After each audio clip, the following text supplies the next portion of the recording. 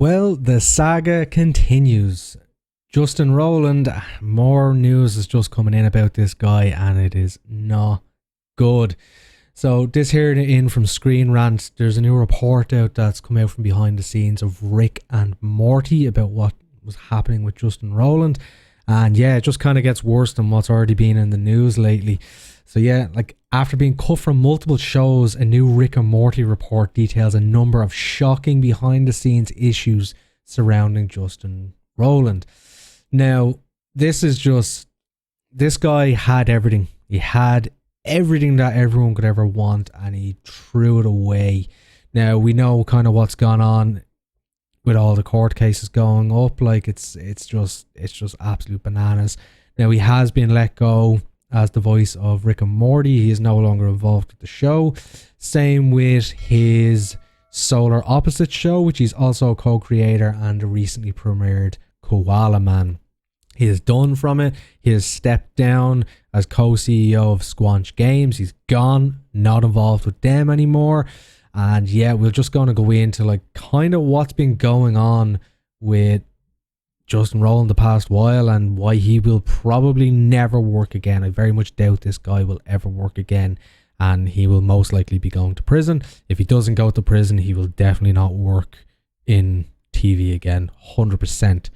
So basically, catch you up, Roiland came under fire in January when charges of domestic battery and false imprisonment were brought against him. Now, since then, a new Rick and Morty report has come out.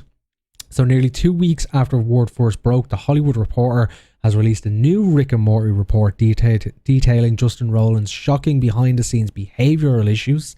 The story, which features insight from both named and anonymous sources, alleged that Roiland became essentially erratic and absent during the show's production beginning as far back as season 2, and that he and co-creator Dan Harmon have not been on speaking terms for years. Additionally, the report states that Roiland had multiple instances of inappropriate harassment towards the staff and fans. So this goes more, but I want to touch on this detail here. So basically, as far back as season 2, and he and co-creator Dan Harmon have not been speaking for years. I just want to go back on that because there was a massive delay, I believe, in season 3 it was. I remember waiting very, very long time to watch that season.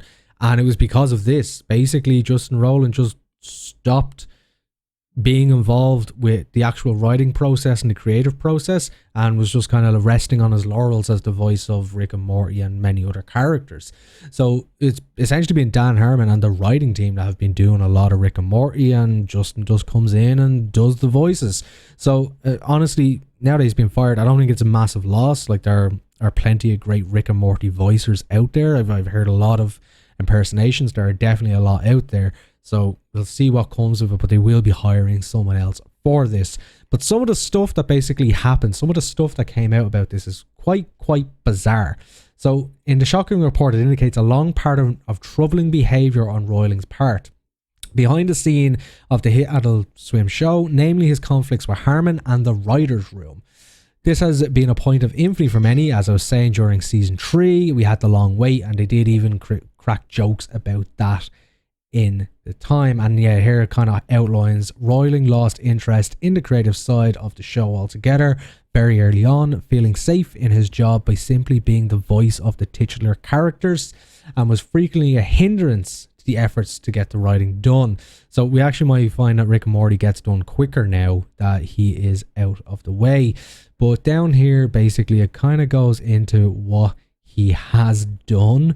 So one of the more concerning elements of the report is the multiple sources alleging S misconduct on his part in both the working place and outside of it.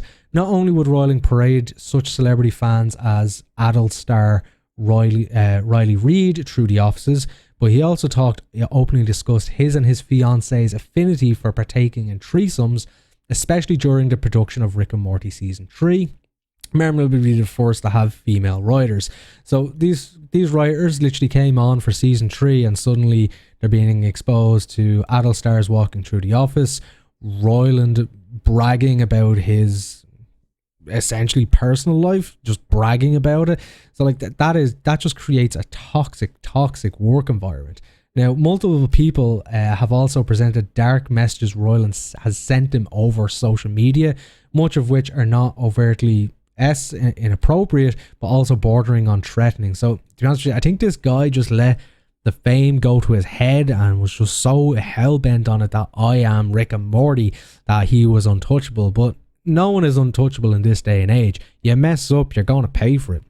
And that's why he's finding out now. He messed up. He is paying for this. And honestly, like, I can't stand behind someone that did something like this. Like, I can't. Like, he has lost everything now. He's stepped down as co-CEO of Squanch Games.